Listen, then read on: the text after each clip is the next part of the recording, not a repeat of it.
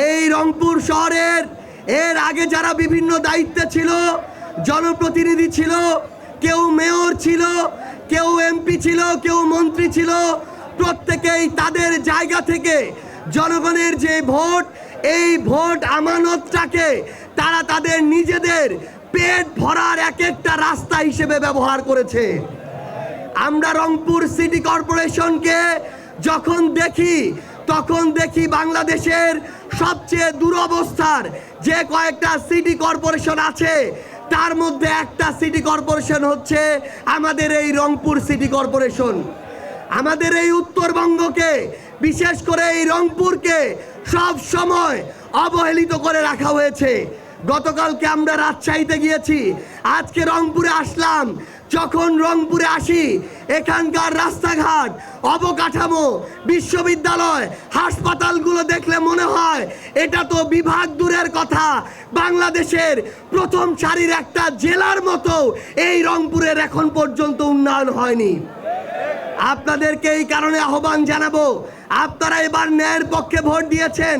এই রংপুর জেলার 6টি আসনে আপনারা আপনাদের জায়গা থেকে ইনসাফের পক্ষে ভোট দিয়েছেন, কিন্তু আমরা রংপুর শহরটাকে, এই সিটি কর্পোরেশনটাকে যদি এগিয়ে নিতে চাই, যদি আমাদের স্বপ্নের মতো গড়ে তুলতে চাই, তাহলে ইনসাফের পক্ষের কোনো একজন ব্যক্তিকে আপনারা এই সিটি,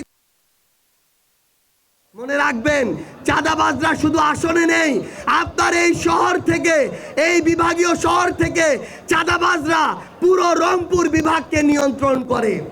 এই রংপুর শহর থেকেই সন্ত্রাসীরা পুরো রংপুর বিভাগকে নিয়ন্ত্রণ করে। এই জন্য এনসিপির মুখ্য সংগঠক হিসেবে আমি আপনাদেরকে আহ্বান করব, জাতীয় নির্বাচনে আপনারা যেভাবে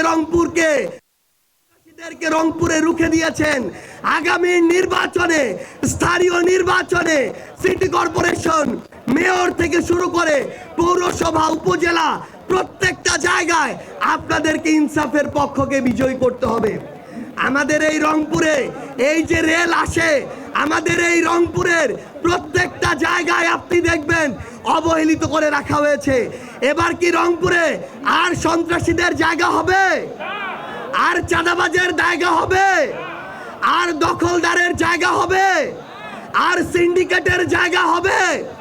আমাদের এই রংপুরে এদেরকে আর জায়গা দেওয়া যাবে না। আর একটা কথা বলতে চাই, আগামীকালকে 12ই ফেব্রুয়ারি, এই 12 তারিখে, কালকে নতুন করে জাতীয় সংসদ বসতে যাচ্ছে। আমাদের যারা শহীদ পরিবার আছেন, আমাদের যারা জুলাইয়ের যোদ্ধা আছেন, আমাদের যারা রাজপথের সহযোদ্ধা আছেন, আগামীকালকে আপনারা ওই জাতীয় সংসদের সামনে গিয়ে অবস্থান গ্রহণ করবেন। কারণ ওই জাতীয় সংসদে আগামীকালকে থেকে হয় স্বৈরাচারের দিকে মানুষ এই জাতীয় সংসদকে নেয়ার চেষ্টা করবে, কিংবা ওই সংসদে যারা আছে তারা বাংলাদেশকে সঠিক পথে নেয়ার চেষ্টা করবে।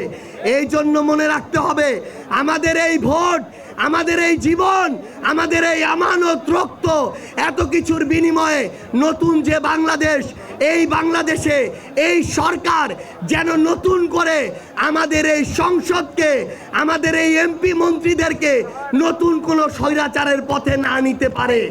আমরা জুলাই সনদ বাস্তবায়ন চাই কিনা? আমরা সংস্কার চাই কিনা? আমরা সংস্কার পরিষদের শপথ গ্রহণ চাই কিনা? তাহলে আমাদেরকে ওই সংসদকে, ওই এমপি মন্ত্রীদেরকে সঠিক পথে রাখার জন্য আজকে থেকে নতুন করে আবার রাজপথে থেকে তাদেরকে সঠিক লাইনে রাখতে হবে। সম্মানিত উপস্থিতি, আপনাদের সবাইকে এটুকু আহ্বান জানাতে চাই, জাতীয় নির্বাচন শেষ হয়েছে, আপনারা স্থানীয় নির্বাচনের জন্য প্রস্তুত হন। ইউনিয়ন থেকে উপজেলা, পৌরসভা থেকে শুরু করে সিটি কর্পোরেশন, প্রত্যেকটি জায়গায় আপনাদের সাথে দেখা হবে ইনশাআল্লাহ। সবাই ভালো থাকবেন।